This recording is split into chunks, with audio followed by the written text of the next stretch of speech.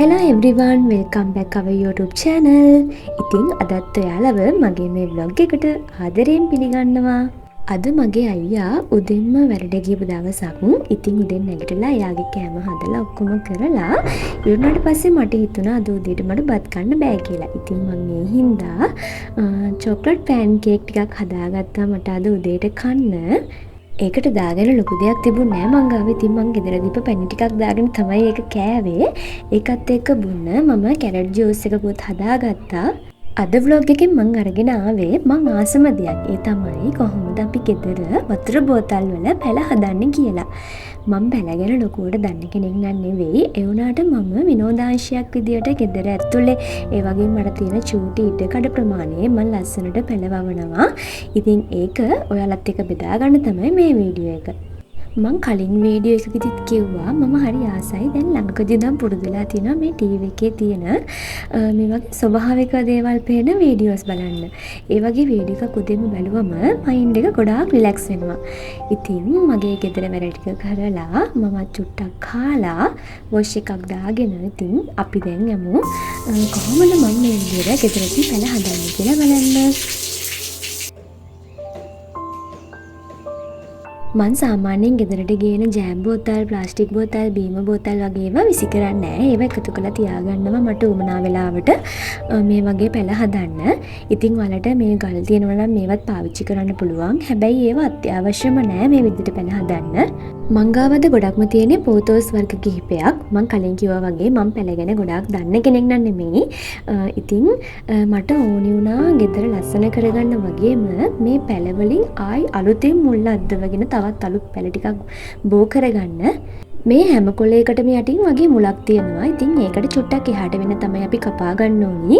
ඒ කොළ ටික එකතු කරලා චූටි රබර් පටියක් ලොකුවට පැල ටික තද වෙන්නේ නැති වෙන්න දාලා ඊට පස්සේ වතුර පුරවපු ප්ලාස්ටික් බෝතලයකට හරි වීදුරු බෝතලයකට හරි මේ ටික බස්සලා තිබ්බම අපිට ඉක්මනටම මේ වගේ මුල් අද්දව ගන්න පුළුවන්. වතුර පැල හදද්දී වැදගත්ම දේ තමයි අපි දවස් 3කට 4කට සැරයක්වත් මේ වතුර මාරු කරන්න ඕනි. අමාරුම නම් අඩුම සතියකට වඩාක්වත් අනිවාර්යෙන්ම මේ වතුර මාරු කරන්න ඕනේ. මොකද නැත්තම් මදුරුව බෝ වෙන්න පුළුවන් මේ වතුර වල ඉක්මනටම හෙලවෙන්නේ නැතුව තියෙනකොට ඉක්මනටම මදුරුවන්ට බිත්තර දාන්න පුළුවන් වෙනවා. ඔයාලා ළඟ මේ ගල් නැත්තම් මේ ගල් නැතුවත් මේ විදිහට හදන්න පුළුවන්. මම නම් මේ ගල් කිලෝ එකක්ම ගත්තේ රුපියල් 100කට. ඉතින් ලොකු ගාණක් වෙන්නේ නැහැ. හැබැයි ගල් නැතුව උනත් වතුර බෝතල් වල මේව ලස්සනට හදාගන්න පුළුවන්.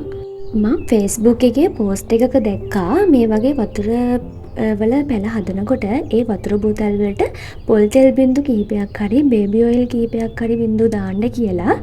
මම දන්නේ නැහැ මම දාලා නැහැ කලින්. ඉතින් ඒකත් දන්න කෙනෙක් ඉන්නවා නම් මේක යටින් තව කෙනෙක් දැනගන්න කමෙන්ට් එකක් දාගෙන යන්න.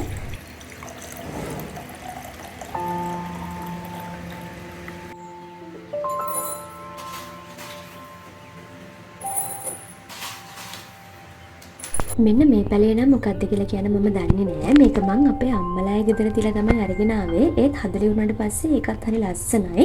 ඉතින් මට මේ පැලේටත් හරියට ආසිත් වුණා. ඊළඟට මේ ලකී ප්ලාන්ට් පැලේ නම් චුට්ටක් ඇල්ලුවට පස්සේ අත්ත හොද ගන්න කියලා කියනවා. මොකද ඒකේ පොඩි විස්ස ගතියක් තියෙනවායි කියලා. ඒ වුණාට ඒක ගෙදරට ගොඩාක් හොඳයි කියලාත් කියනවා. ඉතින් මේ පැල ඇල්ලුවට පස්සේ හොඳට අත හොද ගන්න අනිවාර්යෙන්ම. මං හරි ආසයි අපි දෙන්න ඉන්න මේ පුංචි ගෙදර ලස්සනට තියාගන්න. ඉතින් මට ඕනි මේ මුළු ගෙදර පුරාවටම මේ වගේ ලස්සන පැල තියාගන්න. ඉතින් මං දැන් චුට්ටි ඒ විදිහට ඒ ගෙදර හදාගෙන යන ගමන් තමයි ඉන්නේ.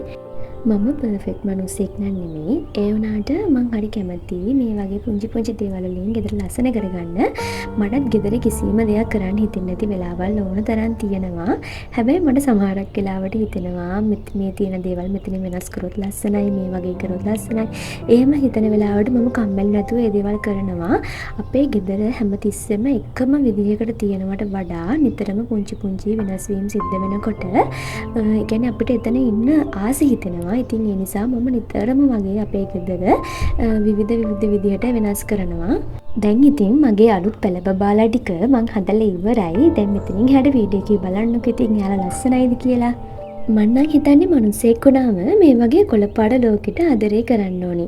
කොළපාඩ ලෝකයක් එක්ක අපි ජීවත් වෙනකොට අපේ මනස ගොඩාක් සංසුන් වෙනවා. මං ඒක මගේ අත්දැකීමෙන්ම විඳලා තියෙන දෙයක්. මං හරි කැමතියි මං අලුතෙන් පැලයක් හිටවුවොත් හරි නැත්තම් මං අලුත් විදිහකට ගිය වෙනස් කරොත් හරි ඒ වගේ ලස්සන බලන්න. ඉතින් මේ විදිහට තමයි මගේ මේ වීඩියෝ එක අවසන් වෙන්නේ.